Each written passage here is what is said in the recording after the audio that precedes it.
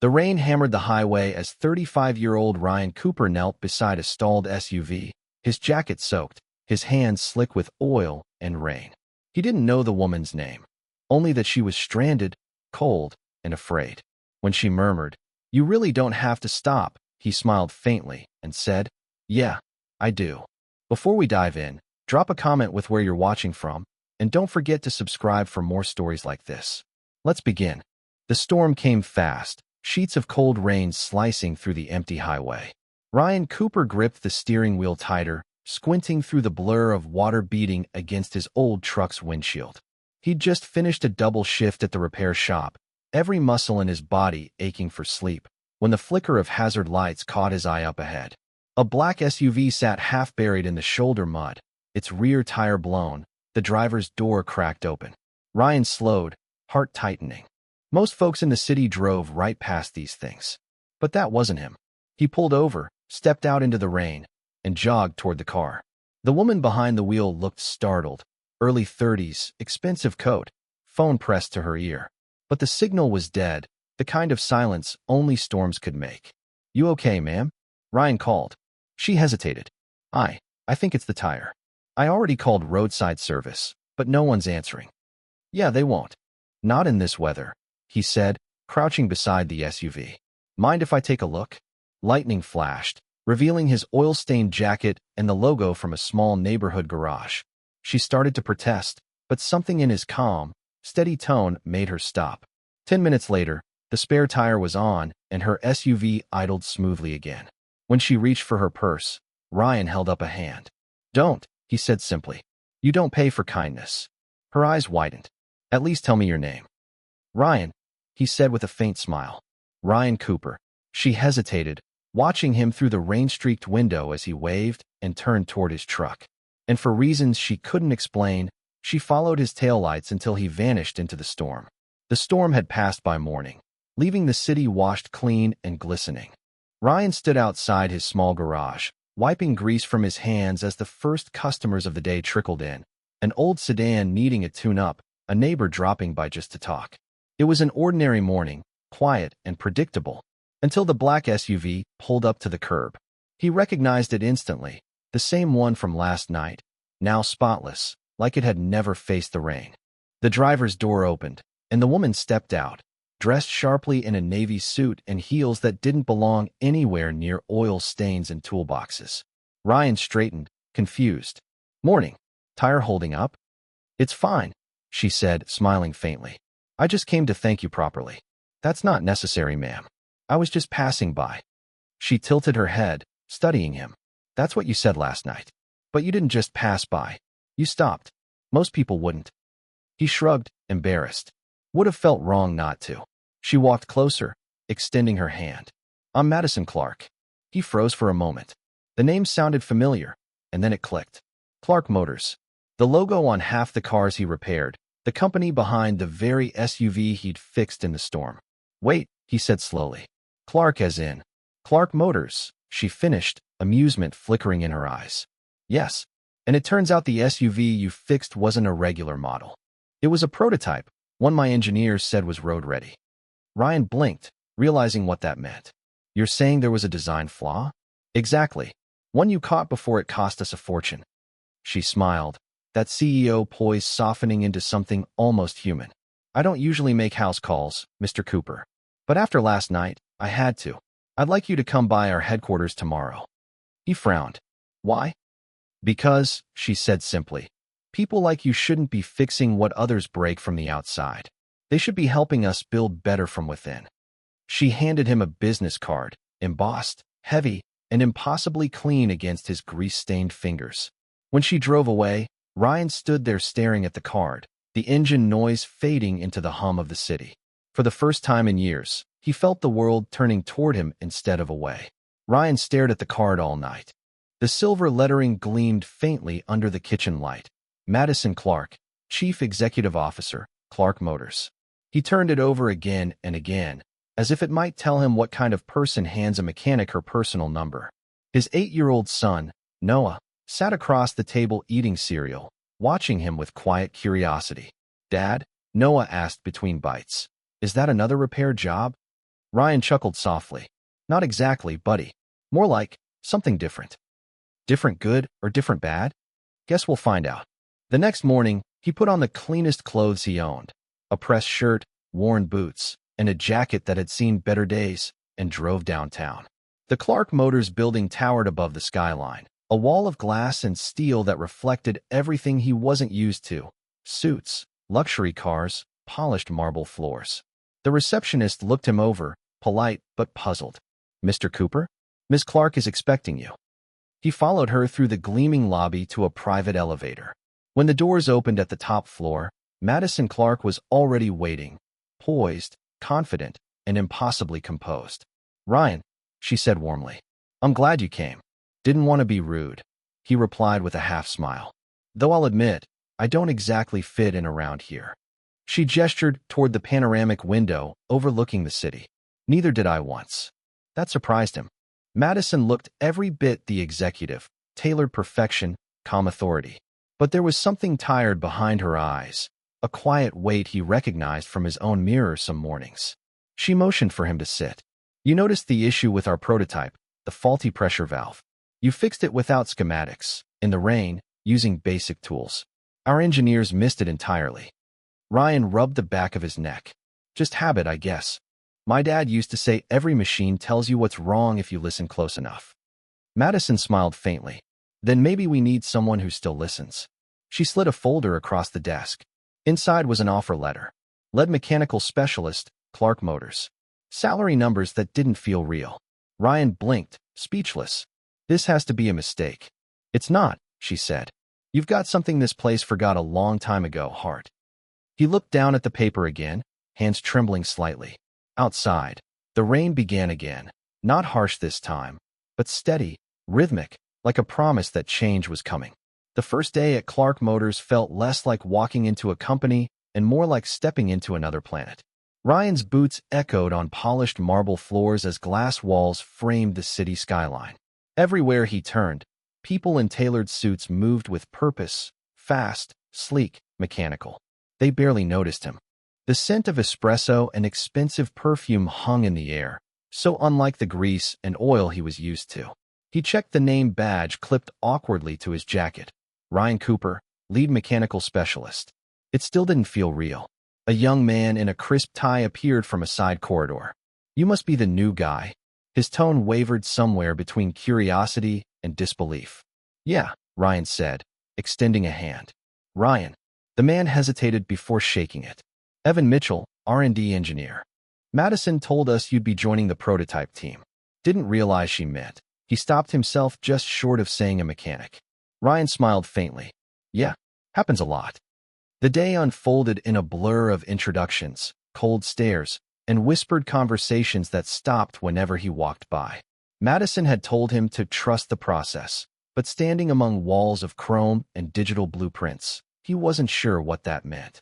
By lunch, he found himself alone in the workshop, a spotless, high-tech lab filled with tools that cost more than his entire house. He approached one of the prototype engines, running his hand along the housing like he was greeting an old friend. "Still the same inside," he muttered.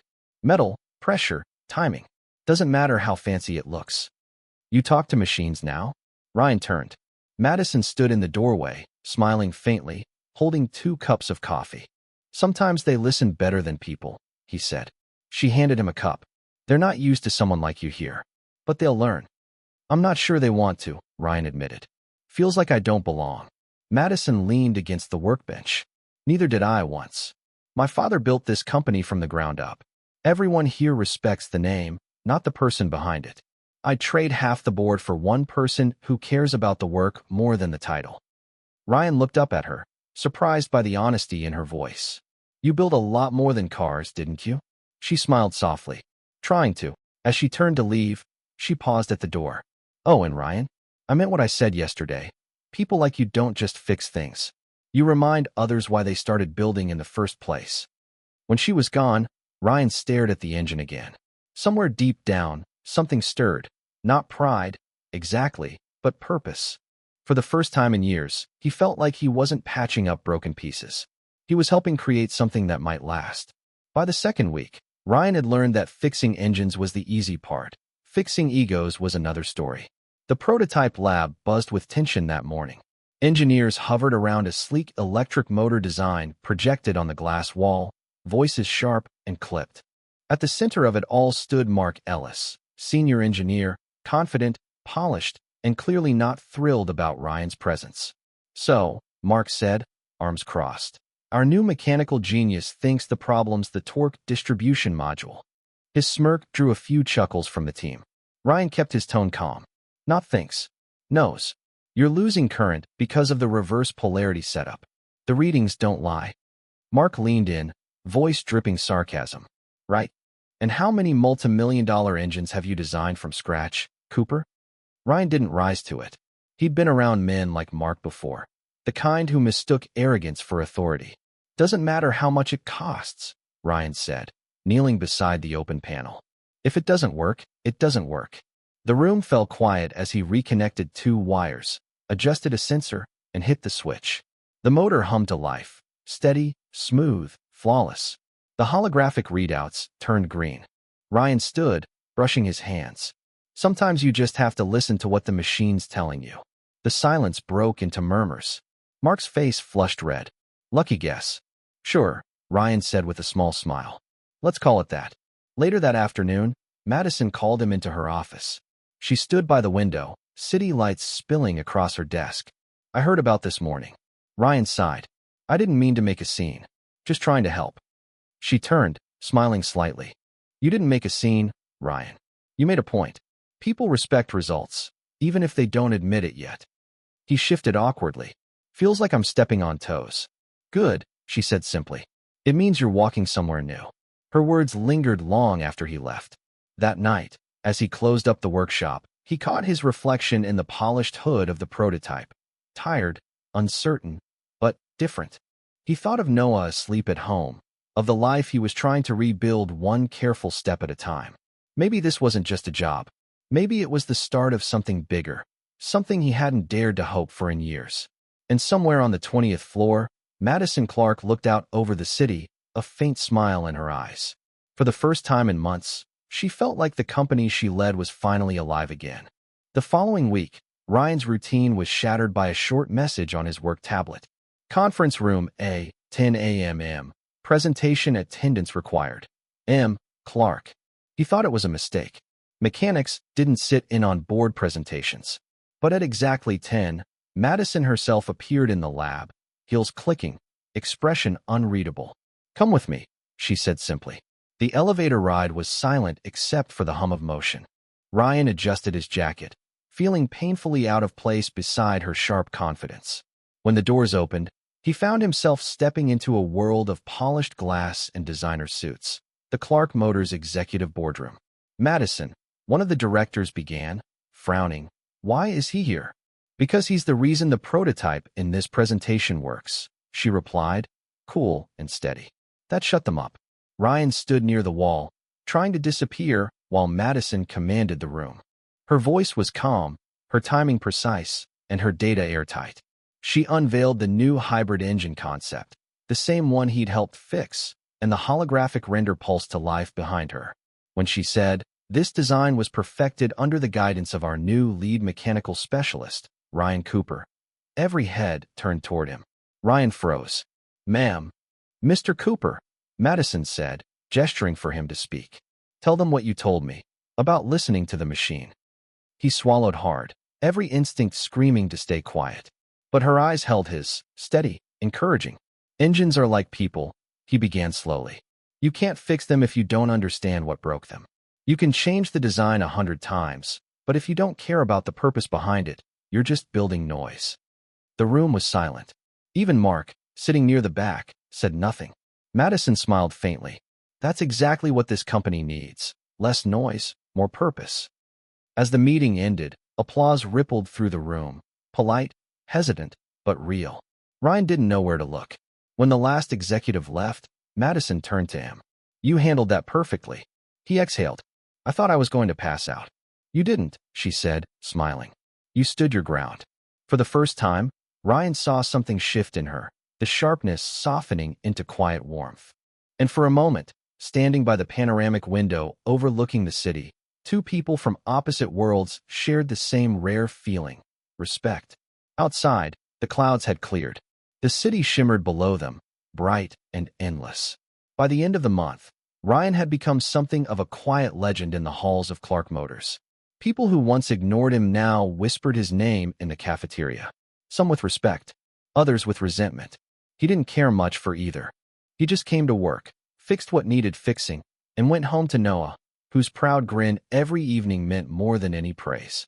Still, there was tension in the air. Mark Ellis, the senior engineer Ryan had embarrassed, wasn't taking the new order of things well. His polite smiles had sharper edges now. Little things started to go wrong: files misplaced, data deleted, meetings forgotten. One evening, Ryan stayed late to recalibrate a sensor on the prototype engine. The lab was quiet, empty except for the hum of electricity. As he double-checked the diagnostics, the door opened behind him. "Working late again?" Madison's voice carried through the stillness. Ryan turned, smiling faintly. "Guess I'm not good at leaving things half done."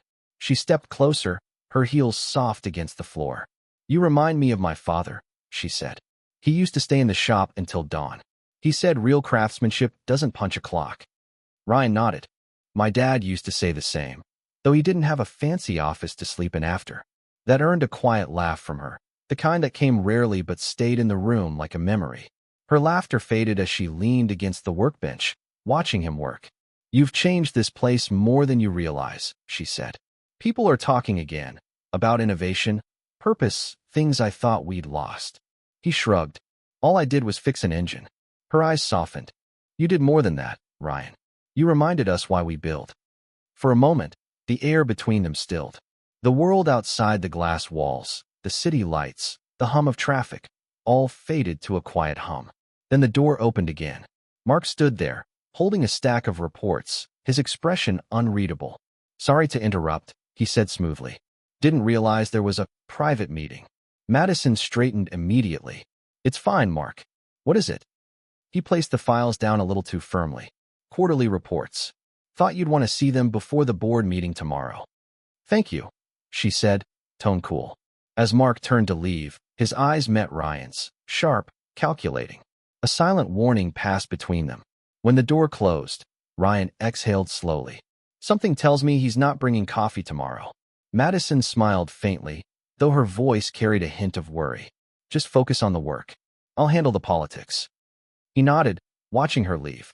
But as the echo of her footsteps faded, Ryan couldn't shake the feeling that something, or someone, was about to break what they'd built.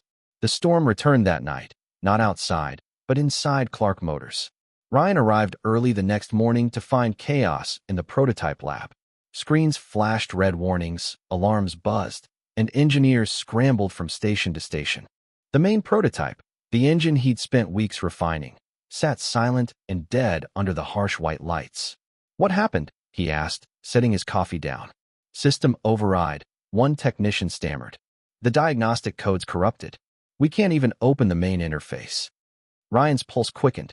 He knew those systems. Someone had done this intentionally. Who had access last night? The tech hesitated. "Only 3 people. You, Ms. Clark, and Mark Ellis."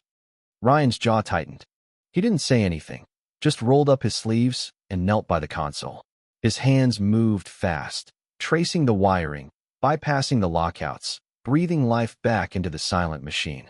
An hour later, the hum returned, soft at first, then stronger. The engine flickered to life, steady and true. The red alerts vanished from the screens. Madison burst in moments later, heels clicking sharply on the floor. "What's going on? I just got word the prototype failed overnight." Ryan stood, sweat glistening on his forehead. "Someone tried to wipe the system. It's fine now. I restored everything." She stared at him, disbelief mixing with relief. "You did that manually? Without IT?" He nodded. Didn't have time to wait for bureaucracy. For a moment, she just looked at him, like seeing him for the first time again. "Ryan, you might have just saved this entire company." Before he could reply, the door opened again. Mark stood there, face pale. "There's a rumor going around," he said coldly, "that you caused the malfunction. Some of the logs show your access ID." Ryan froze. "That's impossible." Madison's gaze flicked between them. "Mark, enough. If you have proof, Bring it to me. Otherwise, drop the accusations. Mark's jaw tightened. Just looking out for the company, he muttered before leaving. When the door closed, Madison turned to Ryan. He's scared. You've done more in a month than he's done in a year. Ryan sighed. I didn't come here to make enemies. Then don't, she said quietly. Just keep being the man who stopped in the rain for a stranger. That's the kind of man this place needs. Her words settled deep, heavier than praise, softer than affection. As she left, the city lights shimmered through the glass walls, reflecting in the engine's polished surface. Ryan looked at his hands, the same hands that once fixed old trucks for gas money, and realized something he hadn't felt in years. He mattered. And for the first time, Madison Clark didn't feel alone at the top. By the next morning, whispers had turned into wildfire. In the cafeteria, in the elevator, even in the hallways, everyone had heard about this sabotage. Only now, half the company believed Ryan was behind it. When he stepped into the lobby, conversations stopped. People looked away. It wasn't anger that hit him hardest, it was disappointment. He'd worked his whole life to earn trust, and it felt like it was slipping through his fingers in an instant. A message pinged on his phone. Boardroom. Now. M. Clark. He took the elevator in silence, the numbers glowing like a countdown. When the doors opened, he found Madison already inside, facing a semicircle of stern executives. Mark Ellis stood near the end of the table, smug and polished. Ryan Cooper, one of the board members, said, "We've reviewed the internal logs. All evidence points to your terminal being the source of the system breach." Ryan's jaw tightened. "That's because whoever did this used my access. I was the one who fixed it, not broke it." Mark's voice slid in like oil. "Convenient story, isn't it? A mechanic turned expert somehow saving a multi-million-dollar prototype, but only after it fails under his watch." Ryan took a step forward. "You think I wanted this? I worked nights fixing what your team missed." Before the argument could spiral, Madison's voice cut through the tension like steel. "Enough." Every head turned. She rose from her chair, her calm composure replaced with quiet fury. "I was the one who brought Mr. Cooper here. I've reviewed the full security footage. He's telling the truth. Someone cloned his ID from another workstation." She turned her gaze on Mark. "Yours." The room fell dead silent. Mark's confident smirk faltered. "You're accusing me?" he stammered. "I'm stating facts," Madison replied, sliding a tablet across the table. On the screen, time-stamped video footage showed Mark entering the lab after hours, swiping a cloned keycard. Mark's face drained of color. "You can't. Security's already reviewing it," she interrupted. "You'll have your chance to explain to them, not to me." As guards escorted him out, the room buzzed with murmurs. Ryan stood frozen, unsure whether to feel relieved or angry that it had gone this far. Madison turned to the board. "If we're finished here, I'd like to get back to building engines, not fighting ghosts." The meeting adjourned. When the room cleared, she turned to Ryan, her expression softening. "You shouldn't have had to go through that." He shook his head. "You didn't have to defend me." "Yes, I did," she said quietly. "You defended this company when no one else would. The least I could do was return the favor." Their eyes met, not as boss and employee, but as two people who finally saw the same truth in each other. Trust, rare and unspoken.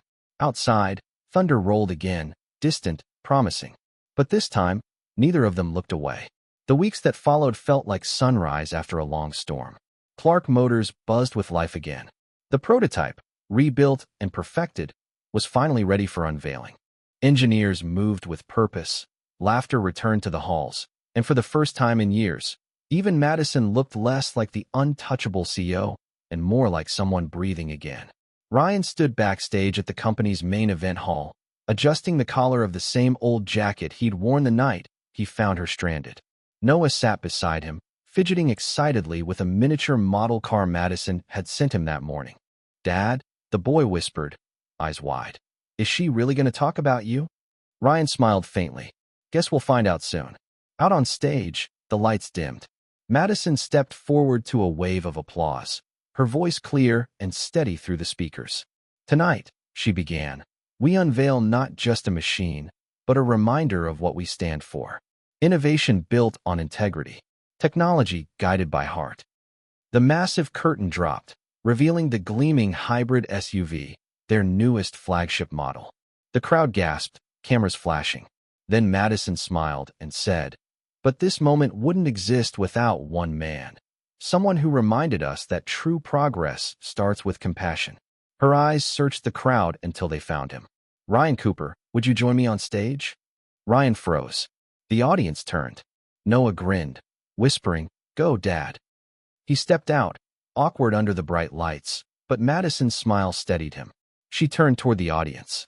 He fixed a problem others missed, not for money, not for recognition, but because it was the right thing to do. He reminded all of us, that kindness is still the strongest engine we have. Applause thundered. Cameras flashed. Ryan shook her hand, and for a second, the world narrowed to just the two of them. The storm, the road, and everything that had brought them here. Later that night, back home, Noah leapt into his arms. "Dad, you were on TV." Ryan laughed, setting him down. "Yeah, guess I was. Does that mean you're famous now?" He smiled softly. "No, buddy. Just means sometimes kindness really does come back around." Outside, the city lights shimmered against the quiet rain. Not a storm this time, but a gentle echo of the night. Everything changed. And for Ryan Cooper, life and his heart finally ran smooth again. Thanks for watching. Like and subscribe for more stories that stay with you.